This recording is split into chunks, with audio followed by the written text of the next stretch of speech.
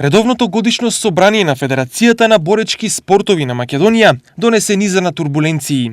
Најпрво собранието на Федерацијата од функција го разреши директорот на Федерацијата Страшо Глигоров по покренатата иницијатива на 22 клуба, членови на Федерацијата. Глигоров ја загуби водечката позиција поради како што заклучи собранието нарушување на угледот на Федерацијата, но и воопшто на боречкиот спорт во земјава. Токму поради тоа, тој ќе оди и на дисциплинска комисија во рамките на Федерацијата.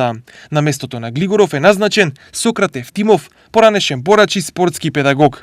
На собранието беше изгласан и финансиски извештај од ревизија за 2013 и 2014 година и записник информација од управен одбор за вратени технички електронски средства од Европското првенство 2013. Нешто што беше спор цели 6 години, а сега се реши без очите на јавноста.